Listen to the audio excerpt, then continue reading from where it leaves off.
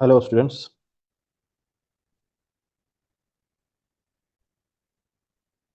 So already we have seen the video of multiple choice questions. Then we have seen 1 mark. Then we have seen 2 marks. And today we are going to see 3 mark questions of SSLC 10th standard 2023-24 mathematics board exam March April paper. So अब 3 number की तरफ बढ़ रहे हैं हम और इसके solutions को देखेंगे. बहुत ही आसान है. थोड़ा सा अगर आप ध्यान देंगे तो बहुत इजीली आप इसको सॉल्व कर सकते हैं, बशर्ते कि आप ध्यान दें. फोकस ज़रूरी है, बिना फोकस के आप कुछ भी नहीं कर सकते. हर चीज़ के लिए फोकस होना ज़रूरी है. तो आप बिल्कुल ध्यान से सुनिए और आपको बहुत आसान लगेगा. क्वेश्चन नंबर 25 है, divide p of x is equals to x cube plus 3x² plus 4x plus 5 by g of x equal to x² minus x plus 1 and find the question q of x and remainder r of x. तो सबसे पहले question लिख लेंगे, तो कोई बड़ी बात नहीं है. ठीक है, question number 25, p of x दे रखा है क्वेश्चन में. क्या है? X cube plus 3x² plus 4x plus 5. X cube plus 3x² plus 4x plus 5. इसको डिवाइड किससे करना है? जी ऑफ एक्स से करना है. नॉर्मल डिवीजन की तरह ही है ये. x² minus x plus 1, x² minus x plus 1. Okay, क्या निकालना है? देखिए, फाइंड कोशेंट. नॉर्मल डिवीजन में कोशेंट निकालते हैं हम. Find remainder. नॉर्मल डिवीजन में रिमाइंडर भी आता है. तो हमको निकालना है क्यू ऑफ एक्स. ये है क्वेश्चन मार्क आपको. एंड आर ऑफ एक्स, ये भी क्वेश्चन मार्क है. तो नॉर्मल डिवीजन, ये जो पहला है पी ऑफ एक्स, ये है आपका डिविडेंड जो अंदर रहेगा. जी ऑफ एक्स डिवीजर है, जो डिवाइड करता है वो बाहर रहेगा. तो आप इसको इस तरीके से लिख सकते हैं, x cube plus 3x² plus 4x plus 5 और x² माइनस एक्स प्लस 1. इसमें एक चीज़ आप देखिए कि ये जो पी ऑफ एक्स मैंने लिखा है और ये जो जी ऑफ एक्स मैंने लिखा है, ये decreasing order of the powers में होना चाहिए. मतलब पहले जैसे पावर एक्स क्यूब 3 पावर है, उसके बाद x² 2 पावर है, फिर x 1 पावर है, फिर 5 कांस्टेंट. तो decreasing order of the power में आप क्वेश्चन को लिखेंगे, डिविडेंड को लिखेंगे. अगर उल्टा पुल्टा दे रखा है तो आप उसको सीधा करेंगे. फॉर एग्जाम्पल, क्वेश्चन में अगर ऐसा लिखा होता 3x² plus 4x plus x cube plus 5, तो एक्स क्यूब वाले टर्म को आप पहले लिखते. ठीक है, तो हमेशा ध्यान में रखेंगे कि decreasing order of the power में आप इसको डिविडेंड में डिवाइड करते वक्त लिखेंगे. डिविडेंड को भी लिखेंगे उसी तरीके से और डिविजर को भी लिखेंगे. मतलब x² माइनस एक्स प्लस 1, उसको भी पावर जो है उसका decreasing order of the form में होना चाहिए. ओके, अब देखिए x² है, जैसे नॉर्मल डिवीजन होता है. नॉर्मल डिवीजन में क्या करते हैं आप? जैसे 15 है मान लो, या आप उसको 3 से डिवाइड कर रहे हो, तो क्या करते हो? यहाँ पर वो नंबर लेते हो जिससे मल्टीप्लाई करने पे आपको यहाँ पर 15 आए. करेक्ट, तभी तो रिमाइंडर 0 आता है. तो जब यहाँ पर आप 3 5 जा करोगे तो आपको मिलेगा यहाँ पर 15. इसी तरीके से आपको ये एक्स क्यूब, नीचे भी एक्स क्यूब आना है. जैसे यहाँ पर 15 आया, तो इसी तरीके से यहाँ भी एक्स क्यूब आना है. तो आप x² में से x² को किससे, इस नंबर को किससे मल्टीप्लाई करोगे जिससे आपको यहाँ पे एक्स क्यूब आएगा? तो x² into x is x cube. पर अब बाकी नंबर, बाकी भी बच गया ना. डिवीजन में माइनस एक्स भी बच गया, 1 भी बच गया. तो आप माइनस एक्स को इससे मल्टीप्लाई करोगे. ओके, तो minus x into x minus x², तो उसको x² वाला टर्म के नीचे लिखोगे. उसके बाद बच गया 1. 1 इंटू एक्स क्या हो गया? 1x. तो आप उसको 4x के नीचे लिखोगे. अब क्योंकि ये माइनस करना है, यहाँ भी 15 माइनस 15 करें, यहाँ पर यहाँ भी 15 माइनस 15 करें. सेम वैसे डिवीजन है, साइन चेंज हो जाएगा नीचे का क्योंकि आप माइनस कर रहे हैं. तो माइनस जाके प्लस हो गया, प्लस जाके माइनस हो गया. X cube minus x cube 0, 3x² plus x square ये हो जाएगा 4x², 4x माइनस एक्स ये हो जाएगा 3x और प्लस 5। नाउ अब एक्स स्क्वायर में से आप एक्स स्क्वायर को किससे मल्टीप्लाई करोगे जिससे 4x² आएगा, तो एक्स स्क्वायर को आप, ये जो टर्म है, एक्स स्क्वायर को आप 4 से मल्टीप्लाई करोगे तो आपको मिल जाएगा 4x²। फिर माइनस एक्स इंटू 4, -4x, फिर 1 इंटू 4, 4, फिर साइन चेंज, ये कट जाएगा, दोनों ही सेम है माइनस के साथ।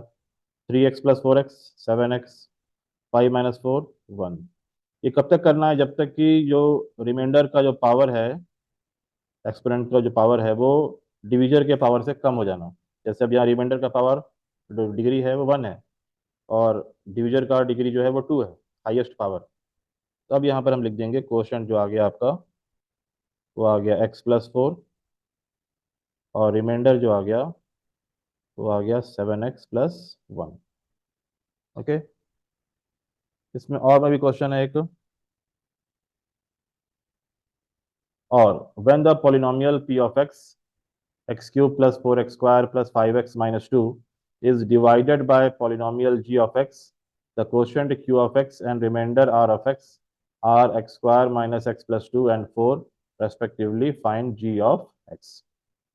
तो यहाँ पर और में क्वेश्चन है ये, आपको p ऑफ x दे रखा है, p ऑफ x दे रखा है x cube plus 4x² plus 5x minus 2, और क्या दे रखा है, is divided by the polynomial g of x, the quotient and remainder r. तो कोशंट दे रखा है x² माइनस एक्स प्लस 2 और रिमाइंडर दे रखा है r ऑफ x, कितना है, 4 है। आपको निकालना है क्वेश्चन में फाइंड g ऑफ x।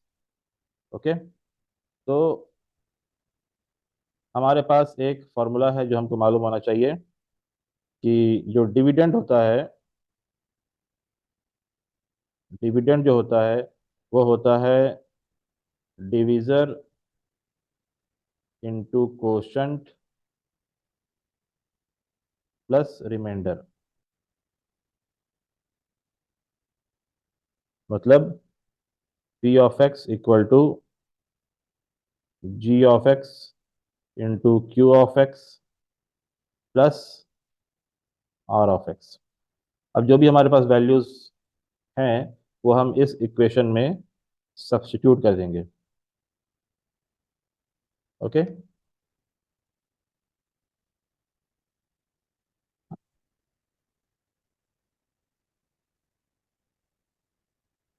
तो p ऑफ x हमारे पास है x cube plus 4x² plus 5x minus 2 equal to g of x नहीं मालूम, तो जी ऑफ एक्स की जगह g of x into q of x दे रखा है x² minus x plus 2 plus r of x 4 है। ओके, तो ये जो 4 है आप इसको इधर ला लो लेफ्ट हैंड साइड में, तो ये हो जाएगा x cube plus 4x² plus 5x minus 2 minus 4 is equal to g of x² minus x plus 2। यहाँ से उल्टा लिख लेता हूँ मैं इसको, g of x² minus x plus 2 is equal to x cube plus 4x² plus 5x, ये -2 -4 हो जाएगा -6। ठीक है, नाउ यहाँ से आपको मिलेगा g of x is equal to x cube plus 4x² plus 5x -6 divided by, क्योंकि मल्टीप्लिकेशन में है, इस तरफ आएगा तो डिवीजन हो जाएगा, x² माइनस एक्स प्लस 2। अब इसका जो डिवीजन का जो रिजल्ट होगा वही आपका जी ऑफ एक्स होगा, तो आप इसको डिवाइड कर लो, तो ये हो जाएगा x cube plus 4x² plus 5x minus 6 इसको डिवाइड करना x square minus x plus 2 से। ना एक्स स्क्वायर में क्या मल्टीप्लाई करोगे जिससे एक्स क्यूब आएगा, x square is multiplied with x, then only you will get x cube. अब minus x into x minus x square, और फिर 2 into x 2x plus 2x, तो साइन चेंज हो जाएगा, प्लस जाके माइनस, माइनस जाके plus, plus जाके minus, ये कट जाएगा। 4x square plus x square 5x square, 5x minus 2x minus 3x, और ये माइनस 6। अब एक्स स्क्वायर में क्या मल्टीप्लाई करोगे जिससे 5x स्क्वायर आएगा, एक्स स्क्वायर को मैं 5 से मल्टीप्लाई करूंगा, देखो x square into 5x square, okay, तो 5x स्क्वायर, फिर बाकी जो नंबर बच गया माइनस एक्स, उसको भी 5 से मल्टीप्लाई करेंगे, minus x into 5 minus 5x, और बच गया 2, 2 इंटू 5 10 प्लस 10, साइन चेंज नीचे का, तो ये कट जाएगा, -3 प्लस 5 प्लस 2 होता है, तो 2x माइनस 6 माइनस 10 माइनस 16 हो जाएगा।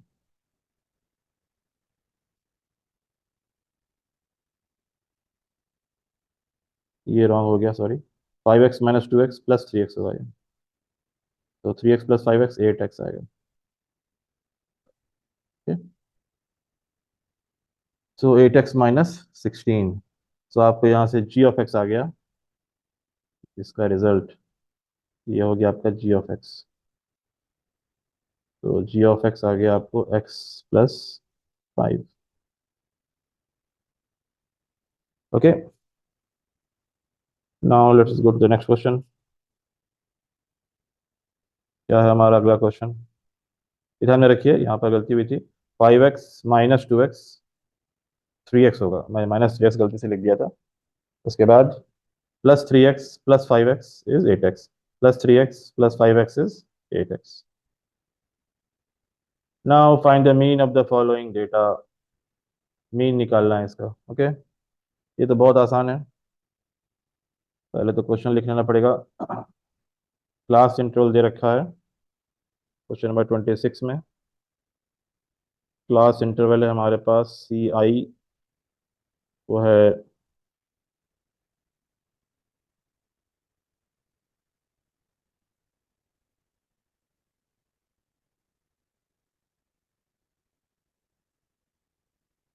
क्लास इंटरवल 2 से 6,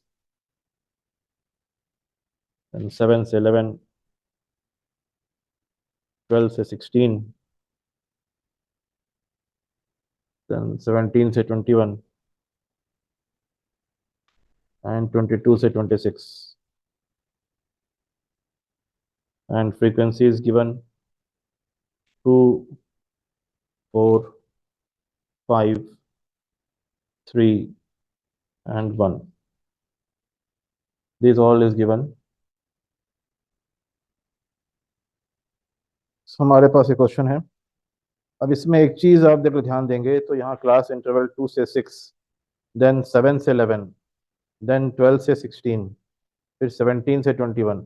जनरली नॉर्मल क्वेश्चंस में क्या होता है, 2 से 6, फिर यहाँ 6 से ही शुरू होता है, ठीक है ना, ये नंबर और ये नंबर सेम रहता है, पर यहाँ थोड़ा सा अलग चीज अलग है, 2 से 6 है, फिर 7 से 11 है, फिर 12 से 16 है, तो ऐसे क्वेश्चंस में आप क्या करोगे, थोड़ा सा चेंज करोगे।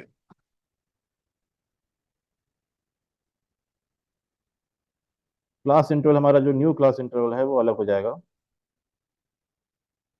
2 को 0.5 आप लेफ्ट हैंड साइड मतलब कम करेंगे, 2 में से 0.5 निकालेंगे तो आपको मिलेगा 1.5, और 6 में 0.5 प्लस करिए तो ये हो जाएगा 6.5। ऐसे ही 7 में कम 0.5 कम करिए तो 6.5, और 11 में 0.5 बढ़ाइए तो 11.5। ऐसे ही 12 में 0.5 कम करेंगे तो 11.5, और 16 में 0.5 बढ़ाएंगे तो 16.5।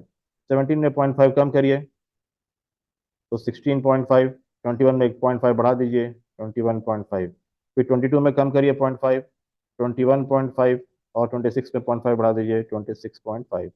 ये आ गया आपका न्यू क्लास इंटरवल। ओके, इसके बाद नेक्स्ट स्टेप हमारा मिड पॉइंट निकालना, दैट इज कॉल्ड एक्सआई। दोनों को प्लस करके डिवाइड बाय 2 करना है। 1.5 प्लस 6.5 इज 8, 8 का एक्सआई होता है 4, आधा। ऐसे ही 16, 17 का आधा, 17 का आधा 8.5, 17 प्लस 0.5 18, 18 का आधा 9। ऐसे ये हो जाएगा 30, 30 का 15 28, 27 28, 28 का आधा 14, और ये हो जाएगा 37, 38, 38 का आधा 19, और 20, 47, 48, 48 का आधा 24। ये हो गया आपको एक्सआई। फिर निकालना है आपको एफ आई एक्स आई, मतलब ये एफ आई एक्स आई, इन दोनों का मल्टीप्लिकेशन, फ्रीक्वेंसी का और एक्स आई का। 2 4 जा 8, 9 4 जा 36, 14 4 जा 70, 19 3 जा 57, 24 1 जा 24। फॉर्मूला हमारे पास क्या है मीन का? Mean is equals to sigma या summation f i x i divided by sigma या सबमिशन एफ आई। तो सबमिशन ऑफ एफ आई मतलब पूरे फ्रीक्वेंसी का टोटल। 2 plus 4 6, 11, 11 plus 3 14, 14 15। तो आपको आया सिग्मा या सबमिशन एफ आई आया 15। और ये निकालना है इसका addition, sigma f i x i या summation f i x i. इनको प्लस करेंगे 14, 21, 25 to carry 5, 12, 17, 19, 195। Now put in the formula. ये 195 डिवाइडेड बाय 15, 5 से कटेगा ये, 5 3 ज़ा 15, 4 5 9 ज़ा 45, 5 3 ज़ा 15, 3 1 ज़ा 3, 3 1 ज़ा 3, 3 3 ज़ा 9। So mean you are getting 13. Okay. Now next one, और में है find the mode of the following data. Mode निकालना है। So so we have so we have this question. We have to find out the mode. Class intro 1, 5, 1 5 5 to 9, 9 to 13, 13 से 17, 17 से 21 frequency दे रखी है। हमको मोड निकालना है, ठीक है। तो मोड को निकालने के लिए certain certain things are there. First of all हमको फॉर्मूला याद होना चाहिए, जो कि ऑलरेडी यहाँ आपके सामने है। फॉर्मूला है mode is equals to L plus F one minus F nought divided by 2f1 minus F nought minus F2 into H. अब ये सारे वैल्यूज कहाँ कहाँ से पिक करना है हमको पहले देख लेंगे। सबसे पहली चीज, लेट मी चेंज, सबसे पहली चीज आपको देखनी है कि मैक्सिमम फ्रीक्वेंसी किधर है, वही हमारा मॉडल क्लास होगा। देखिए मैक्सिमम फ्रीक्वेंसी 1 3 7 10 9, सो 10 मैक्सिमम फ्रीक्वेंसी है, ठीक। ये है आपका मैक्सिमम फ्रीक्वेंसी, तो यही हमारा 13 से 17, ये हमारा होगा model class. Model class, okay. तो मॉडल क्लास हो गया 13 से 17।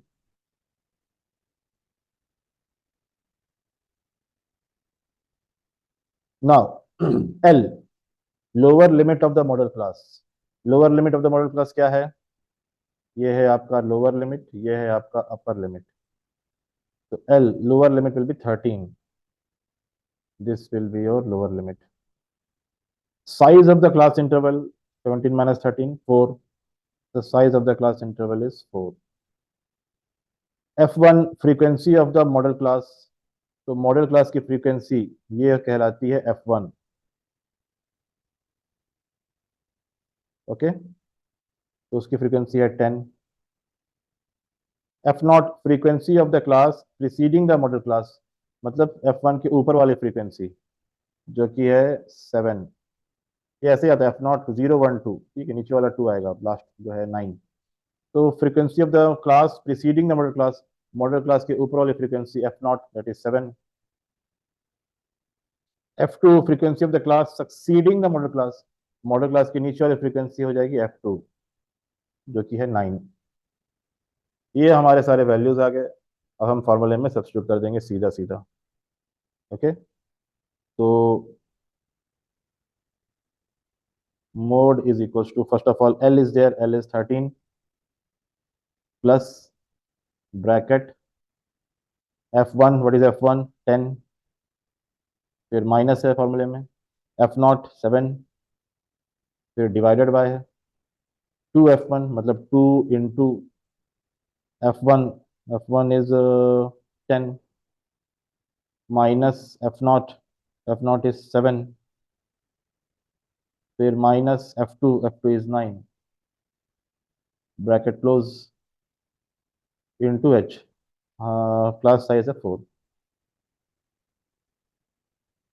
13 plus 10 minus 7 3 divided by 2 into 10 20 minus 7 minus 9 minus 16 into 4.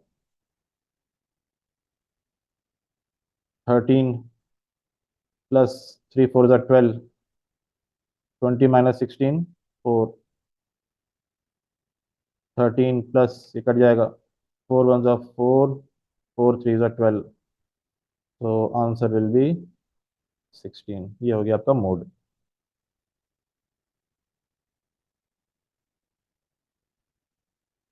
Okay, next. D is a point on BC, side BC of a triangle ABC such that angle ADC equal to angle BAC. Then prove that AC square equal to BC into CD. So we have one question here now. D is a point on BC of a triangle ABC. एक triangle है ABC. पहले हम एक triangle बना लेते हैं ABC, ठीक है. एक ट्रायंगल बना लेंगे ABC.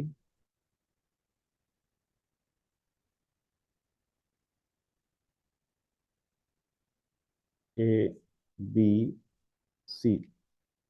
Now D is a point on side BC.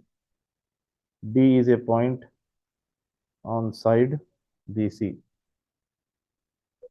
such that angle ADC equal to angle BAC. तो ज्वाइन कर लेते हैं. तो एंगल ADC ये वाला angle is equals to angle BAC ये वाला एंगल पूरा. ये एंगल और ये एंगल इक्वल है, ये क्वेश्चन में given. Okay, we have to prove AC square equal to BC into CD. AC square equal to BC into CD. So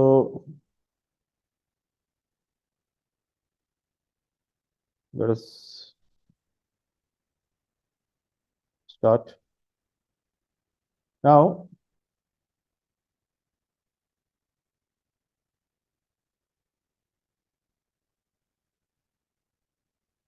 ये जिस ट्रायंगल में ये दो एंगल इक्वल बता रहा है, हम उस पर जरा फोकस करेंगे. एक है ट्रायंगल ABC, बड़ा वाला triangle. In triangle ABC and triangle ADC ध्यान में रखिए, मैं वो ट्रायंगल ले रहा हूँ जिसमें वो दो एंगल जो इक्वल है गिवन, वो उन दो ट्रायंगल्स को ले रहा हूँ. अब एक एंगल तो ऑलरेडी क्वेश्चन में गिवन है कि वो इक्वल है. वो कौन सा एंगल है? Angle ADC is equals to angle BAC. This is given. Okay. अब और कोई एंगल है क्या जो दोनों में हम कह सकते हैं कि वो बराबर हो? तो आप देखिए इस फिगर में ये वाला एंगल, ये वाला एंगल, ये एंगल जो सी है, ये ए डी सी में भी है और ए बी सी में भी है। ये सी वाला एंगल बड़े ट्रायंगल में भी है, ट्रायंगल ए बी सी, और छोटे ट्रायंगल में भी है, ए डी सी। करेक्ट। तो हम लिख सकते हैं angle C is equal to angle C common angle, common angle. तो कॉमन एंगल होने की वजह से ये दो ट्रायंगल, दो एंगल के सेम होने की वजह से ये दो ट्रायंगल आपस में हो गए similar. Triangle A B C is similar to triangle A D C. Reason, by a similarity criterion, similarity criterion. अब जब ये दो ट्रायंगल सिमिलर हो गए तो इनके करस्पॉन्डिंग साइड्स का रेशियो सेम होगा। तो सबसे पहले हम देखें करस्पॉन्डिंग साइड्स कौन कौन से हैं। मैं दोनों ट्रायंगल पहले रफली बना लेता हूँ, ठीक है। हम ऐसे भी देख सकते हैं, पर रफली बनाने के बाद क्या है, चीज़ें एकदम खुल के आपकी आंख के सामने आ जाएंगी। ये देखिए ए बी सी बन गया, ठीक है। अब मैं दूसरे ट्रायंगल को भी नोटिफाई, मतलब उसके वर्टिसेस नहीं लिख रहा हूँ। देखिए अब ये जो एंगल ए है ये किसके बराबर है? ए बी सी के डी के बराबर है ना। Angle A D C equal to angle B A C. तो एंगल ए वाला जो पार्ट है ये वाला, this angle A is equals to angle D, ये वाला angle. Okay. So angle A को करस्पॉन्डिंगली मैं एंगल यहाँ पर डी लिख रहा हूँ, और एंगल सी कॉमन है, मतलब ये एंगल सी, तो ये भी एंगल सी होगा। अब बच गया क्या? ए बच गया। ए बी सी तो है यहाँ, डी सी है, इसमें क्या बच गया? सिर्फ ए बच गया। अब करस्पॉन्डिंग साइड क्लियरली विजिबल है आपको। A B by A D, A B by A D equal to B C by A C, B C by A C equal to A C by C D, A C by C D. इसका corresponding side ये, इसका corresponding side ये होता है, और इसका corresponding side ये होगा। ओके। नाउ क्योंकि टू प्रूव में स्क्वायर का टर्म ए सी स्क्वायर आ रहा है, तो हम इन रेशियोज में हम देखेंगे कि ए सी डबल बार कहाँ रिपीट हो रहा है। तो देखिए यहाँ पर ए सी दो बार रिपीट हो रहा है, तो हम उसको लिख लेंगे B C by A C is equal to A C by C D. अब आप इसको क्रॉस मल्टीप्लाई कर दो, तो आपको मिलेगा A C into A C is equals to B C into C D. A C into A C होता है A C square is equal to B C into C D. Hence proved.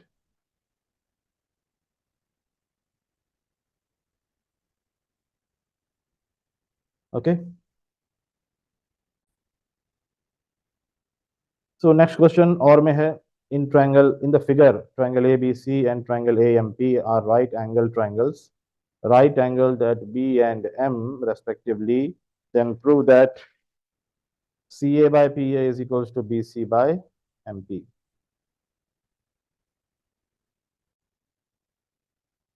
तो इस question में, इस figure में आप देख सकते हैं कि ट्रायंगल ए बी सी है, वो एक राइट एंगल ट्रायंगल है। ट्रायंगल ए एम पी, वो भी एक राइट एंगल ट्रायंगल है। तो हम लिख सकते हैं कि जो गिवन है क्या, angle A M P is 90 degree, angle A M P is 90 degree, और ट्रायंगल ए बी सी भी राइट एंगल ट्रायंगल है, तो आप लिख सकते हैं angle A B C is 90, angle A B C is 90।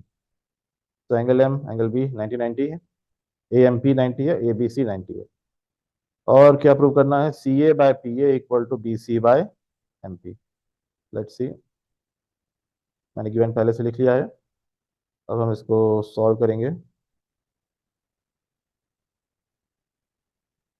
तो इसके लिए सबसे पहले आपको ये देखना है कि ये दो राइट एंगल ट्रायंगल हम लेंगे, और किसी तरीके से अगर वो सिमिलर हो सकता है तो हम सिमिलर प्रूव करने की कोशिश करेंगे। तो first of all I will consider both the right angle triangle.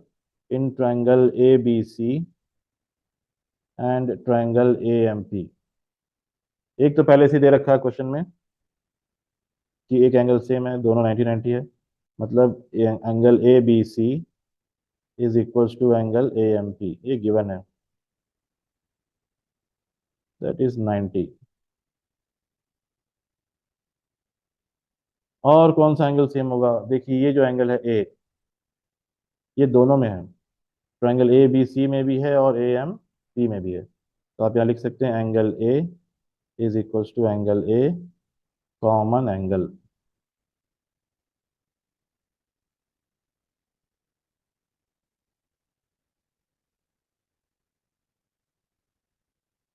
तो कॉमन एंगल होने की वजह से दो ट्रायंगल क्या हो गया? Similar. Therefore triangle A B C is similar to triangle A M P. Reason by a similarity, similarity criterion. तो अब सिमिलर हो गया, इसका मतलब करस्पॉन्डिंग साइड्स का रेशियो सेम होगा। दो ट्रायंगल हम अलग अलग बना लेते हैं। ये हो गया आपका मान लो ट्रायंगल ए बी सी, और ये हो गया ट्रायंगल ए एम पी। पहले ए बी सी को मेंशन कर देता हूँ मैं, ये हो गया एंगल बी 90 डिग्री, मैं ए बी सी बना दिया। अब दूसरे ट्रायंगल को करस्पॉन्डिंगली साइड सेट करने के लिए, तो ये मालूम एंगल है दोनों में है, तो उसे करस्पॉन्डिंग एक के बाद एक लिख दूंगा मैं। उसके बाद एंगल बी 90 है, वहाँ पर एंगल एम 90 है, तो यहाँ पर एम 90 हो गया। बच गया क्या? ए एम पी में पी बच गया। अब करस्पॉन्डिंग साइड्स लिख लो, तो ये हो जाएगा A B by A M is equals to B C by M P is equals to A C by A P. तो आई थिंक हमारा आंसर आ गया है, दिस इज आवर आंसर। वो अल्फ़ाबेट उल्टा लिखा हुआ है, कोई टेंशन नहीं उसके लिए, आप लिख सकते हैं। ए सी को सी ए लिख सकते हैं आप, ए पी को पी ए लिख सकते हैं। Hence proved.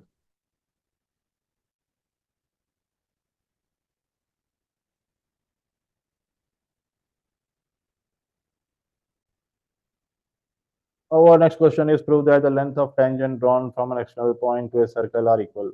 तो ये एक सर्कल चैप्टर का थ्योरम है। ओके,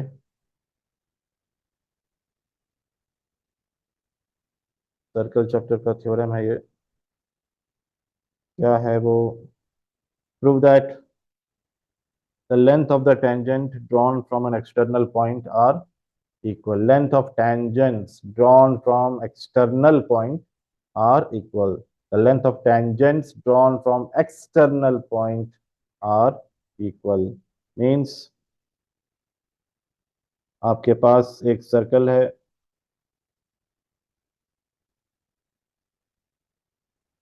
एक एक्सटर्नल पॉइंट है, इस पॉइंट से टेंजेंट ड्रॉ हुआ है सर्कल पे। मान लीजिए वो पॉइंट जहाँ से सर्कल पे ड्रॉ हुआ है वो ए है और वो बी है। तो हमको निकालना है P A length of tangent is equals to P B length of tangent. तो यहाँ गिवन क्या है? मान लेते हैं इसका सेंटर ओ है। A circle with centre O, two tangents drawn from external point P such that they are touching the circle at two distinct points A and B। Prove, क्या प्रूव करना है?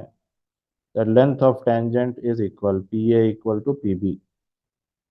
Here some construction is there. क्या construction है? Join O A, O B and O P.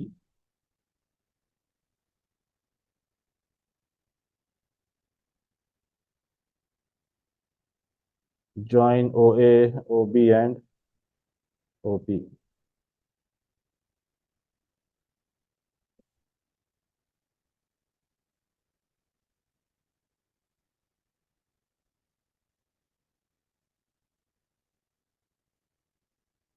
तो ये 90 degree हो जाएगा। Okay.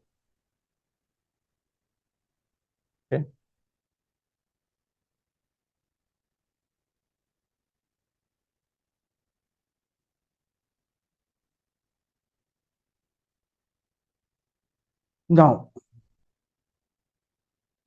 P A equal to P B prove करना है, इसके लिए हम क्या करेंगे? सबसे पहले प्रूफ लिखेंगे।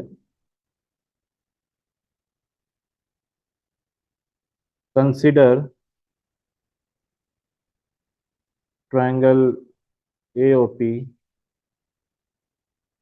And triangle BOP। इसमें एंगल OAP 90 है, ये, और ये भी 90। क्यों? रीजन क्या है 90 होने का? Angle OAP is equals to angle OBP is equals to 90। Reason, what will be the reason? The angle between radius and tangent at the point of contact is always 90 degree. Radius और tangent अगर एक जगह पे मिल रहे हैं एक ही circle में, तो वो उनके बीच का एंगल 90 होता है। ये थ्योरम है। तो एंगल बिटवीन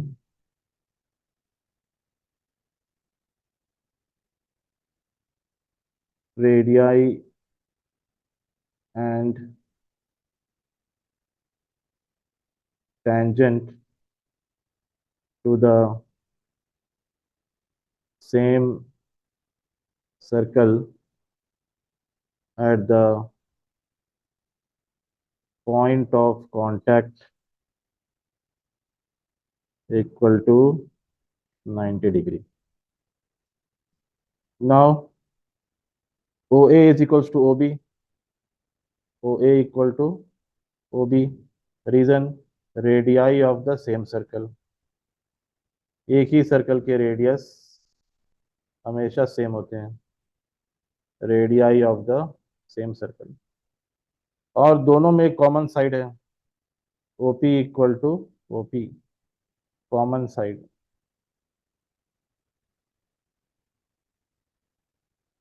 तो देखिए ये है, हो गया आपका right angle. Okay. OP is the hypotenuse because it is opposite side of the 90 degree. ये साइड जो है, ये OP साइड 90 डिग्री का अपोजिट है। यहाँ पर भी 90 डिग्री का अपोजिट में OP साइड है। ठीक है। OP will be hypotenuse. तो राइट एंगल हो गया, ये राइट एंगल हो गया, ये हाइपोटेनस हो गया, और एक साइड, कोई सा भी एक साइड। तो हम, ये होता है right angle hypotenuse side, RHS। R for right angle, H for hypotenuse and S for side. Right angle hypotenuse side. By RHS postulate we can say both the triangles are congruent. So triangle AOP is congruent to triangle BOP by RHS postulate, right angle hypotenuse side।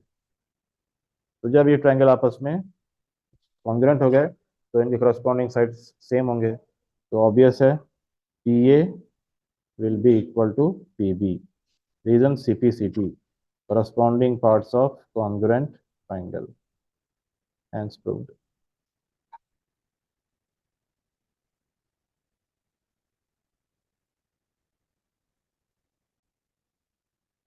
चलिए अब अगले question की तरफ बढ़ते हैं हम। In the figure area of sector A O B P A of radius r is 231 centimeter square and the length of the arc APB is 22 centimeter.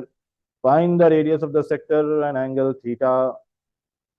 तो question है बहुत अच्छा। चलिए देखेंगे, उसको सॉल्व करेंगे।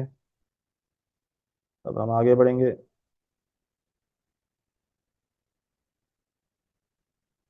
Question number 29। In the figure area of sector A O B P A of radius R is 231। तो आपके सामने एक प्यारा सा फिगर है और इस प्यारे फिगर में आप देख सकते हो ये आइसक्रीम की याद दिला रहा है इस गर्मी के मौसम में। जब आप इस वीडियो को देख रहे होगे तो हो सकता है कि गर्मी हो सकता है कि ठंड का मौसम हो। पर हम बना तो रहे हैं इस क्वेश्चन को, इस वीडियो को गर्मी के मौसम में। ठीक है ना भाई? तो ये है पॉइंट पी। तो एरिया ऑफ सेक्टर दे रखा है। क्या दे रखा है? एरिया ऑफ सेक्टर क्या है वो? A O B P A is how much? 231 centimetre square. And length of arc l दे रखा है 22 सेंटीमीटर। हमको पूछ रहा है रेडियस निकालो भाई और एंगल निकालो भाई। तो क्या मसला है इसके साथ? चलिए फिगर हमारा बन गया है। ये जुड़ा नहीं है, जोड़ देते हैं इसको। तो हमारे पास सिंपल सा फॉर्मूला है, वो सिंपल सा फॉर्मूला यूज करेंगे और हम निकाल लेंगे। ठीक है? एरिया ऑफ सेक्टर और लेंथ ऑफ द आर्क का। ठीक है, एरिया ऑफ सेक्टर और length of the arc. Area of sector क्या होता है? एरिया ऑफ सेक्टर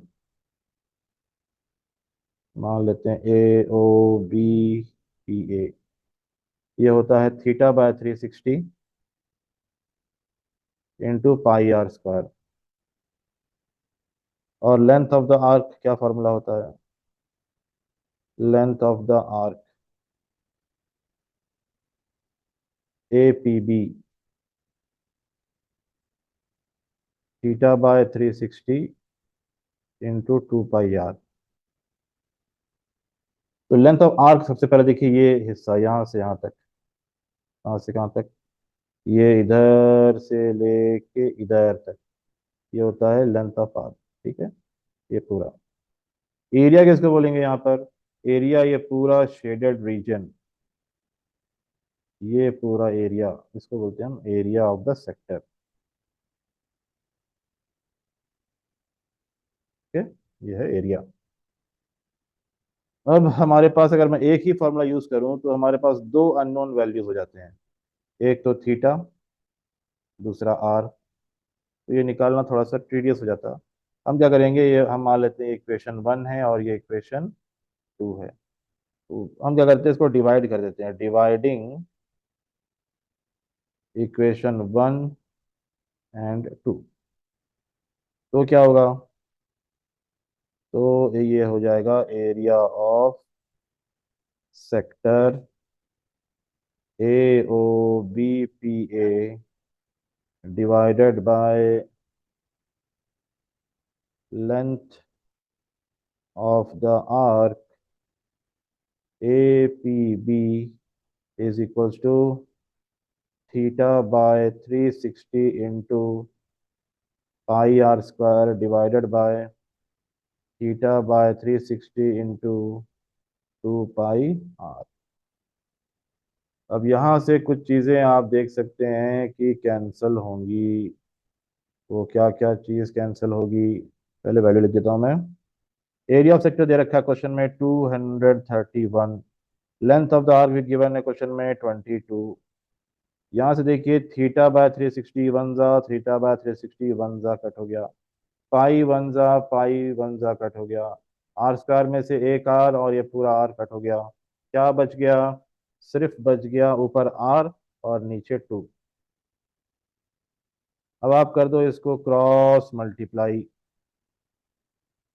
तो ये हो जाएगा 22 into r is equals to 231 into 2।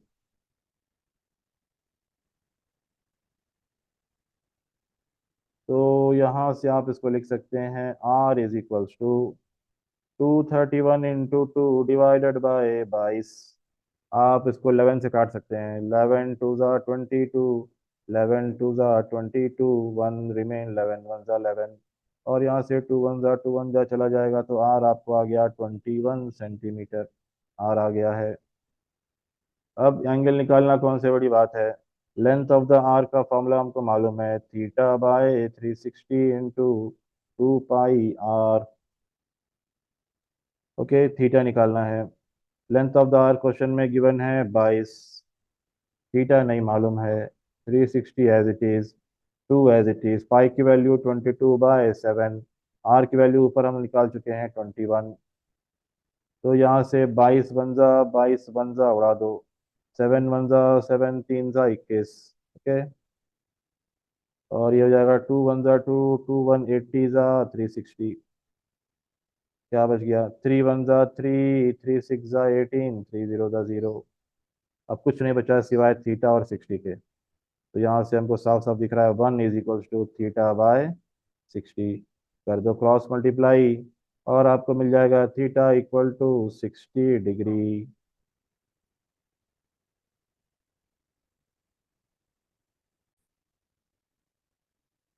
अगला क्वेश्चन है, in the figure a rectangle arc OQP is inscribed in the quadrant of a circle.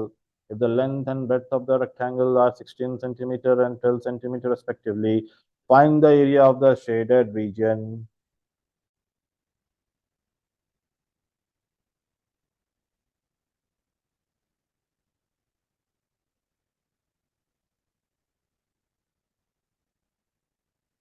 So we have one figure here.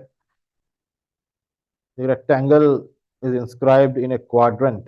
Quadrant मतलब एक circle है, उसका चौथाई हिस्सा। ठीक है, जैसे एक सर्कल अगर मैं ड्रॉ करूँ ऐसे,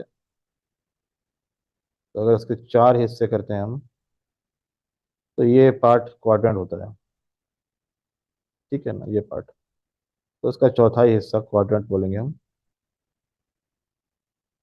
तो एक quadrant of a circle if the length and breadth of rectangle are 16 and 12।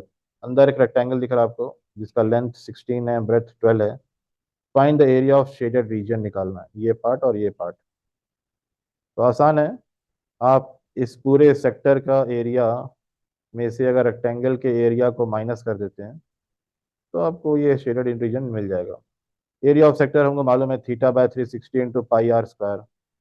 इसके लिए यहाँ हमारे पास एक प्रॉब्लम है, रेडियस नहीं मालूम है। रेडियस है आपका ओपी, है ना। ओपी निकालने के लिए we can use Pythagoras theorem.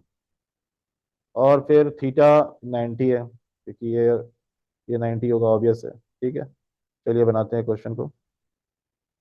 तो required area,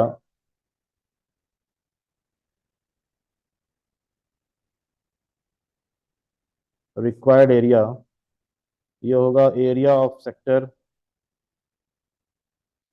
area of sector O A T B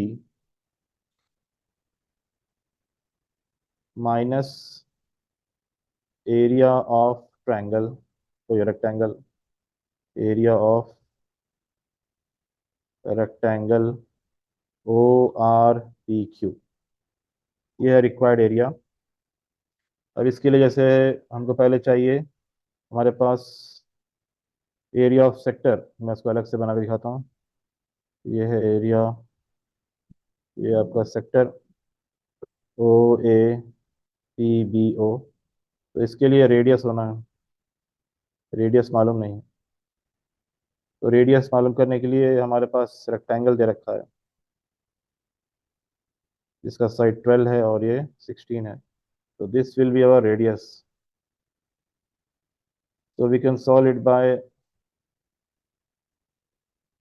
Pythagoras theorem. हम ये ट्रायंगल ले सकते हैं। कौन सा ट्रायंगल, OPQ। ये ट्रायंगल हम लेके बाय यूजिंग पाइथागोरस थ्योरम हम OP निकाल सकते हैं। So in triangle OPQ, OP square, that is hypotenuse square, is equals to PQ square plus OQ square. PQ is 16 only, opposite side of rectangle are equal, तो OR 16 है तो PQ भी 16 होगा, और OQ क्या हो जाएगा 12। 16 स्क्वायर होता है 256 और 12 स्क्वायर होता है 144।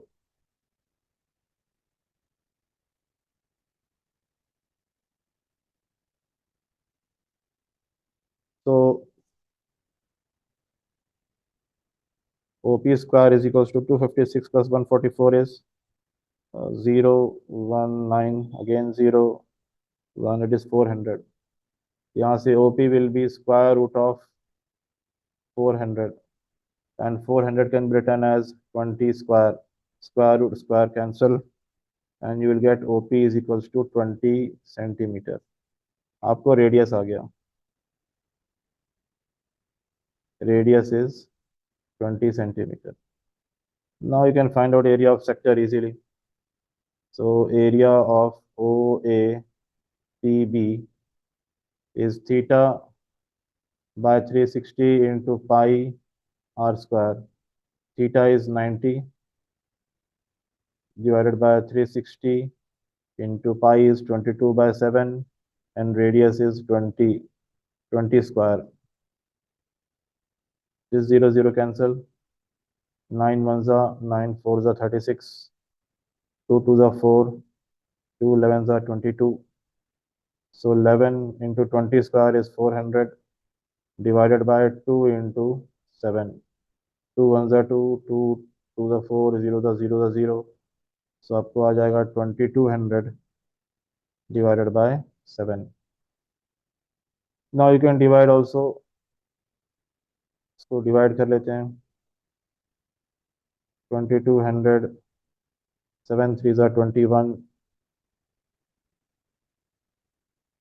0, 7 ones are 7, 3 0, 7 fours are 28, 2.0, 7 twos are 14, 6 0, and 7 eights are 56. So approximately you're getting 314.28, okay, centimeter square. Now we have to find out the area of rectangle, which is equals to length into breadth. Okay.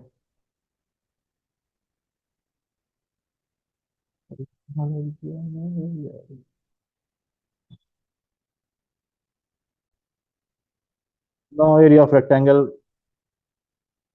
area of ORPQ is length into breadth. Length is 16, breadth is 12. 16 12s are 6 to the 12, 8, 9, 192 centimeter square. So required area will be 314.28 minus 192. So ये कितना होगा?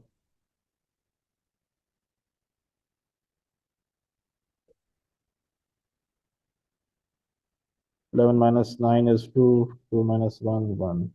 122.28. 122.28 centimeter square.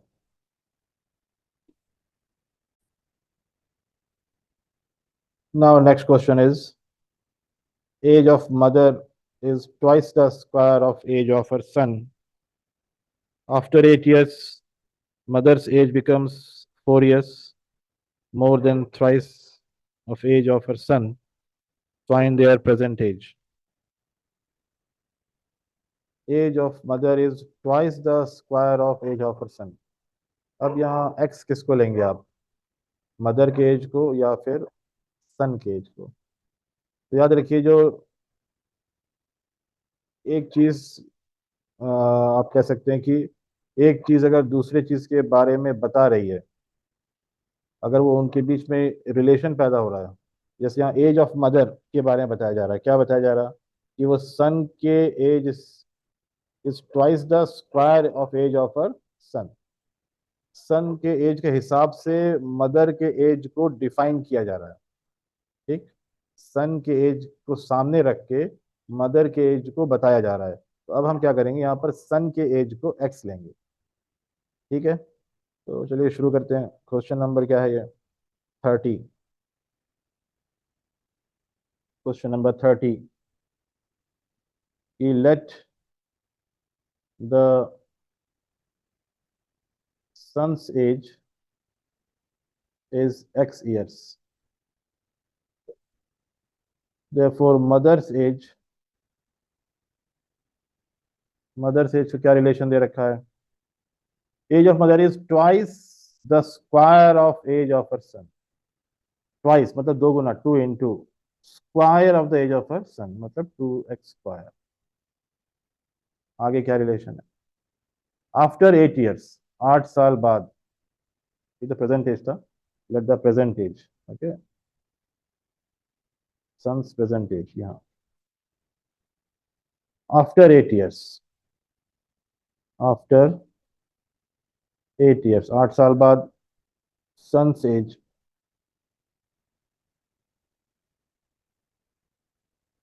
Son's age हो जाएगा x + 8 years, और mother's as हो जाएगा 2x² + 8 years। दोनों में 8 8 साल प्लस कर दिया। क्वेश्चन में क्या लिखा है, after 8 years mother's age becomes 4 years more than thrice the age of her son। Mother's age becomes, यहां पर ध्यान देना है, मदर्स एज क्या बोल रहा है, becomes 4 years more than thrice the age of her son। तो mother's age is becomes 4 years more than means 4 + thrice 3 into age of her son. तो मदर्स एज क्या है, 2x² + 8, 4 + 3 times as of her सन क्या है, x + 8। So it will become 2x² + 8 is equals to 4 + 3x + 8 3 जा 24। 4 को left hand side ला लीजिए, तो ये हो जाएगा 2x² - 3x + 8 - 28 is equals to 0। 28 कैसे आया, ये 4 और 24 को प्लस किया मैं, ठीक है। उसके बाद 2x² - 3x - 28 -28 इक्वल टू 0। अब इसको आप दो तरीके से कर सकते हैं, या इधर you can use formula method और you can use by splitting the terms. ठीक है, हम फार्मूला मेथड यूज कर लेते हैं, इजी हो जाता। स्प्लिटिंग टर्म से भी कर सकते हैं, क्योंकि एज है यहाँ पर, एज तो रूट में कभी आता नहीं है, तो हम स्प्लिटिंग टर्म्स भी यूज करते हैं, वो दैट इज बेटर। तो उसके लिए सबसे पहले आपको इन दोनों को मल्टीप्लाई करना पड़ेगा। 2 × -20 इज -40x²। इसको ऐसे स्प्लिट करना है आपको कि आप मल्टीप्लिकेशन आपको -40x² आए और प्लस माइनस करे तो -3, ये बीच वाला नंबर आना चाहिए। तो 40 को कैसे ब्रेक करेंगे आप, 8 5 ज़ा 40 है ना, तो -8x + 5x, -8x + 5x, okay, that is -3x, और 8 5 ज़ा क्या होता है, 40 होता है। तो यहाँ से आपको आ जाएगा 2x² - 8x + 5x -20 equal to 0। Now you can take common, 2x common ले सकते हैं, दोनों में 2x है, देखिए यहाँ बचे x, 2 4 ज़ा 8 + 5 5 4 ज़ा 20 equal to 0। Now you can take x - 4 common, दोनों जगह पर आप x - 4 देख सकते हैं, तो आप x - 4 कॉमन ले लीजिए, अंदर बचेगा 2x + 5 इक्वल टू 0। यहाँ से आपको मिलेगा x - 4 इक्वल टू 0 और 2x + 5 इक्वल टू 0। यहाँ से मिलेगा x इज इक्वल्स टू 4 और 2x is equals to -5, x is equals to -5/2। Age कभी नेगेटिव में होता नहीं है, तो आंसर क्या होगा, 4। तो son's age, son's present age is X means 4 years, and mother's present age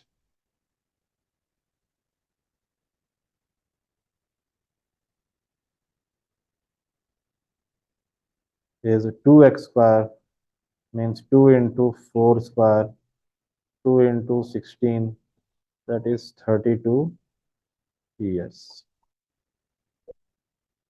Okay.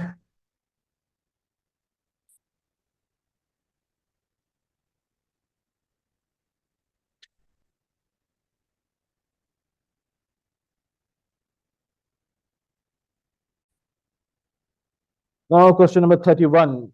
We have done question number 30. Up 31 पे आ रहे हैं हम.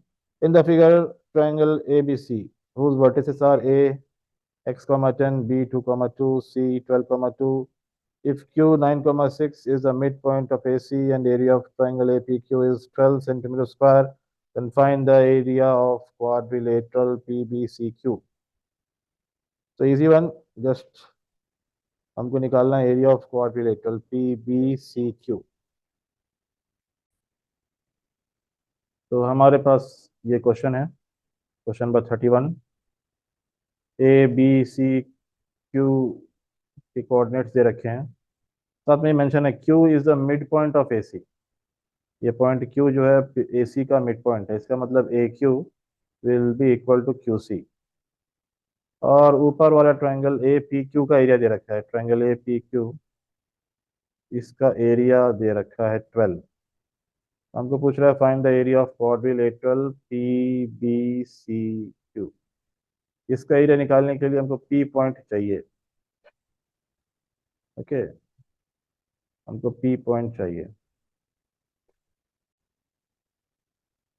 पर उसके बिना भी हम निकाल सकते हैं.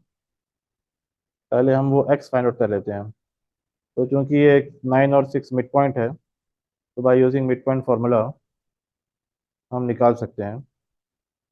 यहाँ पर क्या है, एक आपका पॉइंट A है, बीच में पॉइंट Q है और C है. ये आपका x कॉमा 10 है, ये 9 कॉमा 6 है और ये 12 कॉमा 2 है. तो 9 क्या मिड पॉइंट है, जैसे फार्मूले में हम समझ लीजिए ये आपका x1 हो गया, ये y1 हो गया, ये x और y हो गया, ये x2 हो गया, ये y2 हो गया. तो x इज इक्वल्स टू क्या होता है, फार्मूला ऑप्शन हो गया x1 प्लस x2/2. और ऐसे ही y क्या होता है, y1 प्लस y2/2. तो y की ज़रूरत तो नहीं है हमको. x क्या है, 9 है, 9. x1 क्या है, x, अच्छा ये दोनों सेम सेम हो जा रहा है, खैर उसकी ज़रूरत नहीं है. x1 x है, x2 12 है. ओके, x1 x है और x2 12 है. डिवाइड बाय 2, यहाँ से क्रॉस मल्टीप्लाई करोगे तो 18 is equals to x plus 12. यहाँ से x is equals to 18 minus 12, x is equals to 6. तो पॉइंट ए हमको मिल गया. पॉइंट ए हो गया 6 कॉमा 10. ओके, तो अब हमारे पास, देखिए इसको फाइंड आउट करने का तरीका क्या है. हम क्या करेंगे, एरिया ऑफ ट्रायंगल ABC में से इस एरिया को माइनस कर देंगे. जब हम इस एरिया को माइनस कर देंगे तो हमको ये वाला एरिया मिल जाएगा,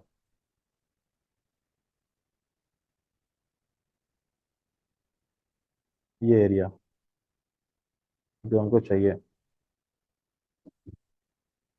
ठीक है, चलिए तो हम अब निकालते हैं एरिया ऑफ ट्रायंगल ABC.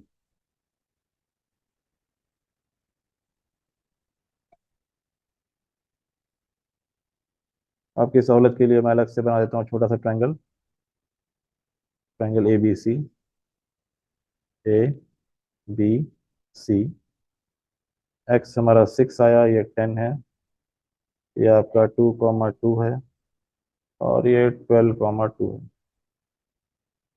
अब यहाँ से आप एरिया ऑफ ट्रायंगल, हमारे पास फॉर्मूला है hero, we can use that area of triangle. Formula क्या है, अगर 3 पॉइंट्स हैं x1 y1, और एक है x2 y2, और एक है x3 y3।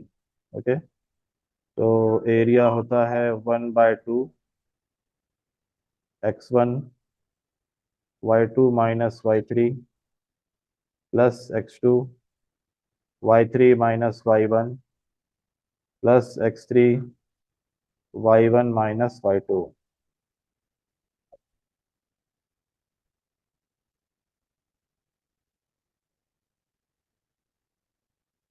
Now formula area 1/2, what is x1?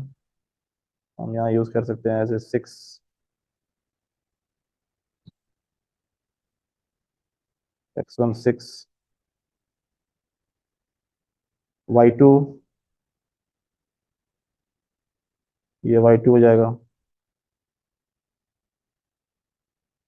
2 - y3 is, ये y3 हो जाएगा 2, x2, ये x2, इससे हम दोनों ट्रायंगल को रिलेट करके बोल सकते हैं x2 2 है, y3 2 है, और y1 10 है, x3 12 है, y1 10 है, और y2 2 है। ओके, नाउ एरिया 6 × 0, 2 2 - 10 - 8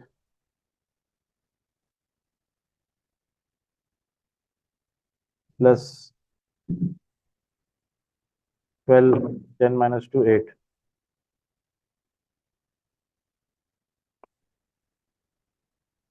1/2, ये तो 0 हो जाएगा, 2 8 16 -16 प्लस 12 8 96, एरिया हो जाएगा 1/2 इंटू 96 - 16, ये 80 हो जाएगा, 2 1 2 40 80, तो area of triangle A B C is 40 cm²। तो required area, that is area of PBCQ, is area of triangle ABC minus area of triangle APQ. Area of a triangle ABC is 40 minus APQ is question में given है 12, दोनों को minus करेंगे तो आपको आ जाएगा 28 cm²।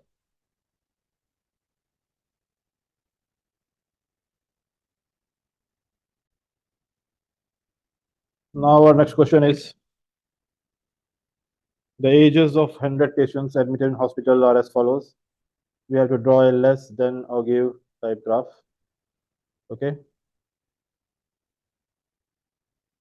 these are the given things we have.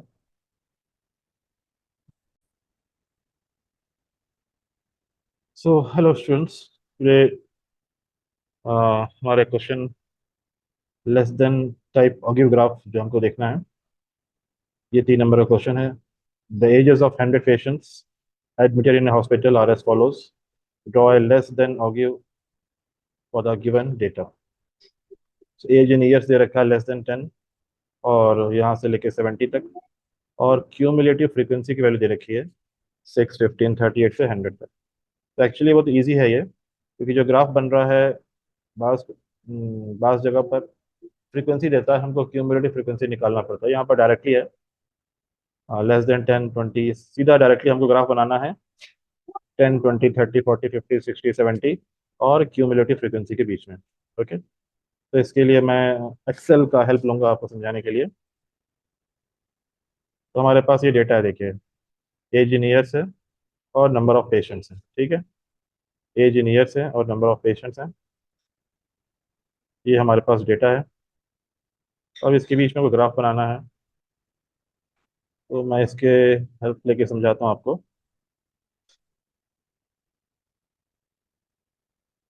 Chart हमारा ये है less than O G I V graph. Okay. और एक्सिस टाइटल हमारे पास ये है, यहाँ पर रहता है क्यूमुलेटिव फ्रीक्वेंसी। ओके।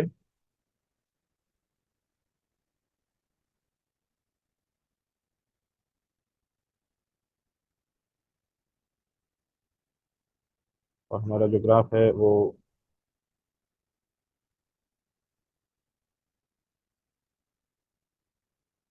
और यहाँ पर रहता है आपका अपर लिमिट जिसको बोलते हैं।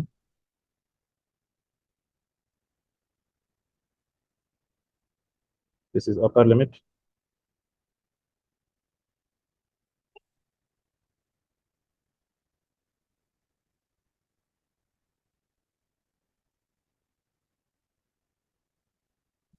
ओके। अब इस ग्राफ में देखिए जरा, थोड़ा इसको बड़ा कर देते हैं।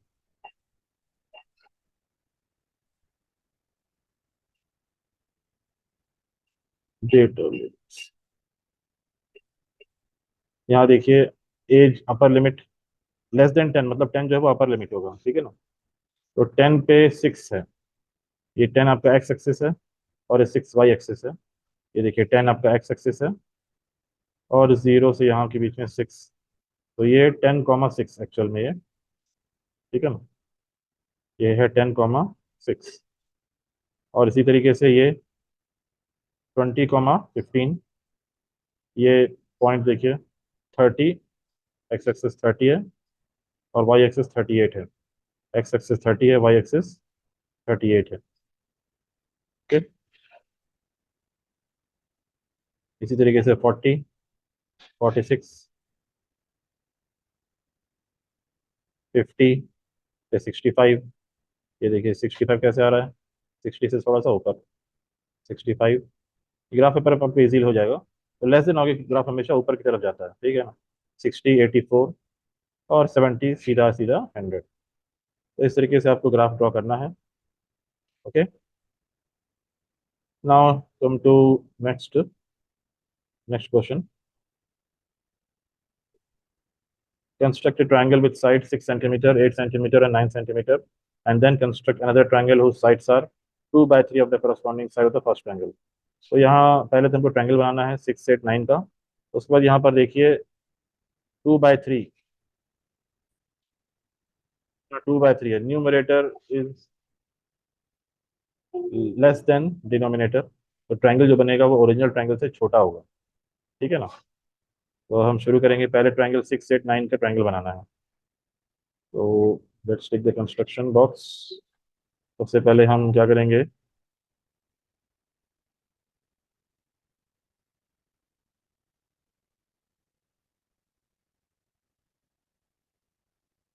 9 सेंटीमीटर की लाइन ले लेते हैं।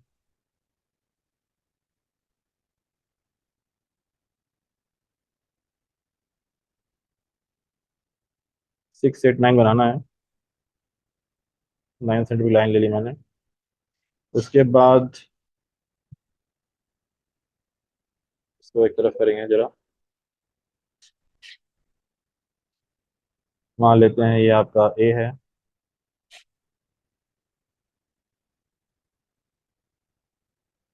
ये बी है।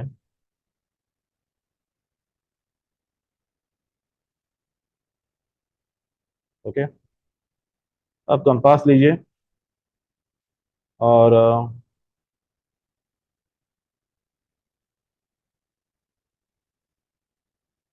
6 सेंटीमीटर से नापेंगे हम। 6, 8, 9 है ना। तो ये 6 सेंटीमीटर नाप दिया मैं, और इसको हम इधर रखेंगे।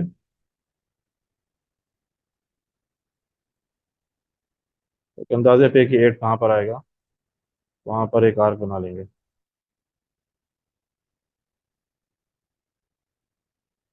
उसके बाद फिर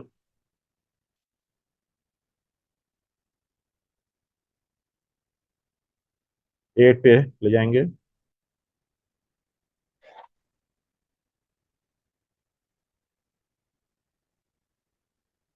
और इसको यहाँ रखेंगे। ये हमारा ट्रायंगल तैयार हो गया।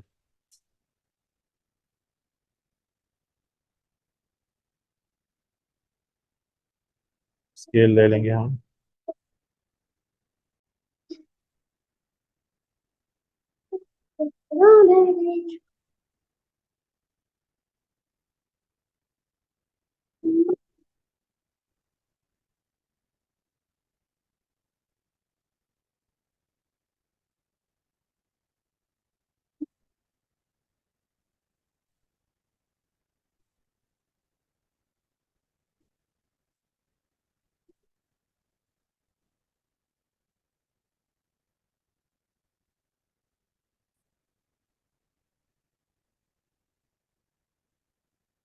ये आपका ट्रायंगल बन गया।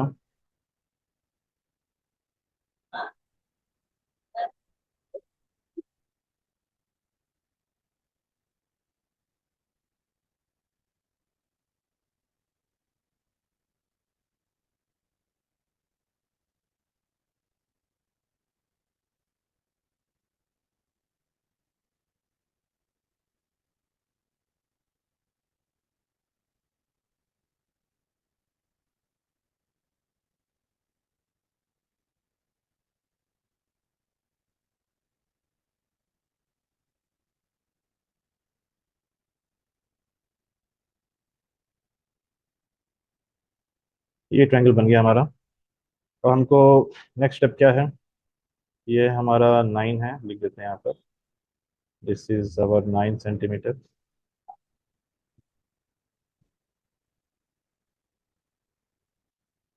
This is 6 centimetre.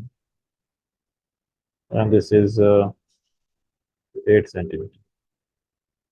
Next step is to draw a acute angle. Acute angle means less than 90 degree. तो आप कोई भी एंगल लेस देन 90 लेके आप यहाँ से ड्रॉ कर दीजिए। तो हम यहाँ एक्यूट एंगल बनाएंगे लेस देन 90 डिग्री। इस तरीके से कोई भी लाइन खींच देंगे। ओके। और उसके बाद कंपास लेके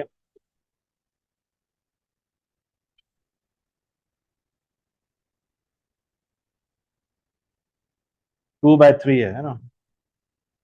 तो इसके क्वेश्चन में क्या है, 2/3 है। तो 3 इक्वल पार्ट्स करेंगे हम इसके। ये हो गया एक। फिर ऐसे आगे बढ़ा देंगे। दो। फिर और बढ़ा देंगे। और तीन।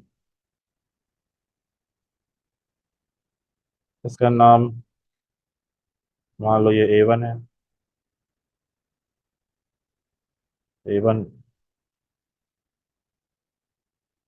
this will your A2, and this will your A3।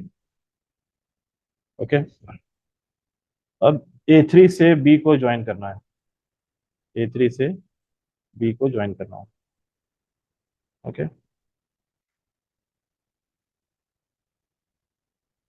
यहाँ से स्केल आप यूज करना, मैं यहाँ डायरेक्ट कर रहा हूँ।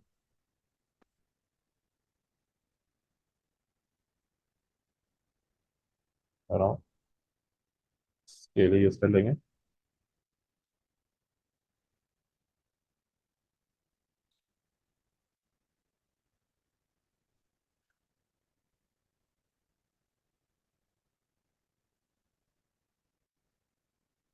नाउ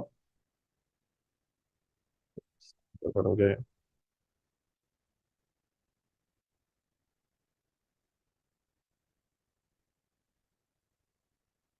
अब हमको A3B जो लाइन है इसके पैरेलल 2/3 रेशियो है ना, 2/3। तो 2/3 तो A2 से एक पैरेलल लाइन ड्रॉ करना है। तो उसके लिए क्या करते हैं, आपको एक आपको कंपास लेना। और कंपास लेके कोई एक मेजरमेंट पे आप क्या करोगे, आर्क बनाओगे।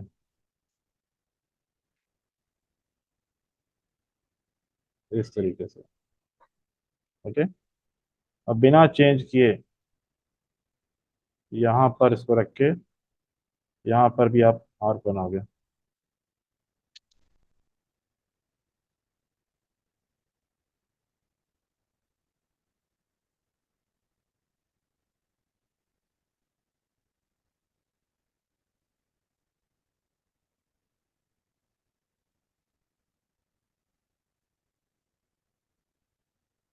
ओके। अब इसको यहाँ रखना और इसको यहाँ, इसको लॉक कर दीजिए। और बिना चेंज किए इसको यहाँ रखेंगे। और ये, इसको आप कट करेंगे ऐसे।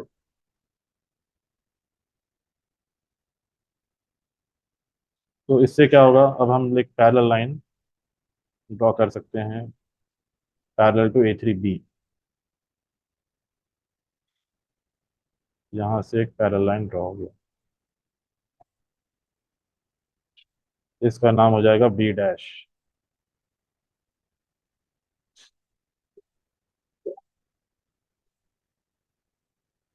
ओके। अब सेम ऐसे ही B डैश से, मान लीजिए C है, तो B डैश से BC के पैरेलल एक और लाइन ड्रॉ करना। तो सेम वैसे ही आप फिर से कंपास लीजिए और कोई भी एक सेट कर लीजिए और एक आर्क ड्रॉ करिए जो कि BC को कट करेगा इस तरीके से। बिना चेंज किए आप उसे इस पॉइंट पर रखेंगे B डैश पे, और सेम ऐसे ही आर्क ड्रॉ करेंगे। ओके। नेक्स्ट आप इसको मेजर करेंगे जैसे पहले मेजर करे थे, इस तरीके से बिना चेंज किए।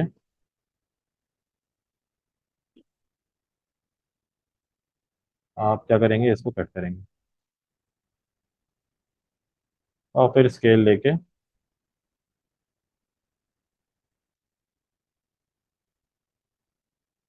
आप पैरेलल लाइन ड्रॉ करेंगे। ये देखिए यहाँ से, ये जो नया ट्रायंगल बन रहा है, मान लीजिए C डैश है। तो जो नया ट्रायंगल बना, कौन सा ट्रायंगल बना, ट्रायंगल A B डैश और C डैश। ये आपका रिक्वायर्ड ट्रायंगल होगा, जो कि बड़े ट्रायंगल का 2/3 होगा। ओके। Thank you. ये हमारा 3 मार्क्स का क्वेश्चन कंप्लीट हो गया। नेक्स्ट वीडियो में हम 4 मार्क के क्वेश्चंस देखेंगे, जिसमें ग्राफ है और अर्थमेटिक प्रोग्रेशन के क्वेश्चंस हैं। ओके। Thank you.